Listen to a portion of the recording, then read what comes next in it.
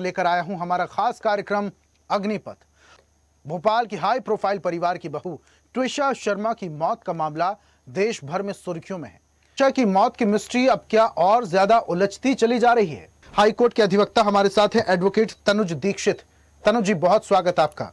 तनुज जी, ये जो मामला सामने आया है, अभी सवाल यही उठ रहा है कि क्या ट्विशा की हत्या की गई है या फिर ट्विशा ने आत्महत्या की थी। एब्सकॉन्डिंग निश्चित रूप से अपने आप में एक अलग धारणाएं बनाती है। इस मामले में अभी तक जो भी सामने सबूत देखने को मिल रहे हैं, वो सबूत अभी तक स्पष्ट नहीं है। हमने एक सीसीटीवी फुटेज मीडिया के माध्यम से देखा। उस सीसीटीवी फुटेज के अंदर हमने देखा कि किस तरीके से एक सीपीआर देने का प्रयास किया जा रहा है। और देखिए, सीपीआर देने का प्रयास किसी भी रूप में ये नहीं दिखाता है सुसाइड हुआ है या मर्डर हुआ है। तो ये एक बेहद ही बड़ा गंभीर, संवेदनशील और जांच का विषय है।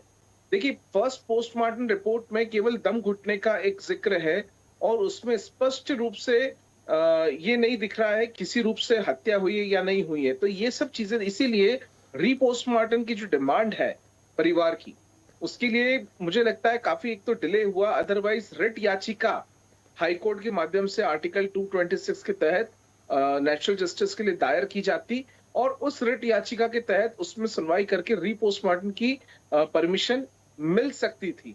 अगर किसी केस में किसी वजह से अगर रीपरमिशन पोस्टमार्टम की नहीं मिलती, तो जो भी उनके पास अवेलेबल हम कहेंगे एविडेंसेस, बयान है दोनों परिवार के, जो चाहे पीड़ित पक्ष हो चाहे आरोपी पक्ष हो, दोनों के बयान अपनी अपनी जगह मायने रखे जाएंगे कि आगे इसमें कार्रवाई की जाएगी।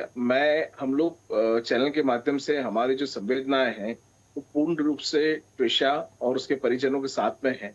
लेकिन जब तक स्थिति वास्तविकता से स्पष्ट नहीं होती, तब तक ये कहना जल्दबाजी होगी कि पूरी गलती किसकी है।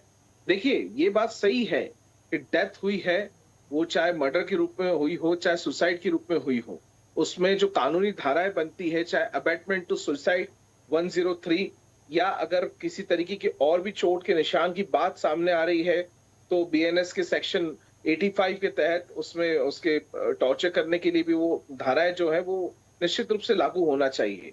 लेकिन अगर ये कहीं प्लान्ड मर्डर हुआ, तो इस केस का जो हम नजरिया है वो भी बदल जाएगा और पूरी तरीके से इसकी सभी स्थितियां भी चेंज हो जाएगी। तो अभी जब तक कि एब्सकॉन्ड है पति, पूछताछ नहीं होती, सबूत के आधार मजबूत नहीं होते, महत्वपूर्ण जांच का विषय है कि आने वाले समय में इस केस में और क्या लीड्स मिलेगी।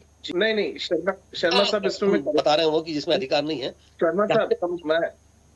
शर्मा साहब इसमें करेक्शन करना चाहूंगा, मैं आपको एक करेक्शन करना चाहूंगा। फर्स्ट पोस्टमार्टम जो है वो बाय नेचुरल प्रोसेस से होता है, लेकिन अगर रीपोस्टमार्टम की डिमांड की जाती है तो वो एक न्यायिक प्रक्रिया ही है। तनुज जी, आपका भी बहुत धन्यवाद हमारे साथ चर्चा में शामिल होने के लिए और कुछ महत्वपूर्ण जानकारियां देने के लिए।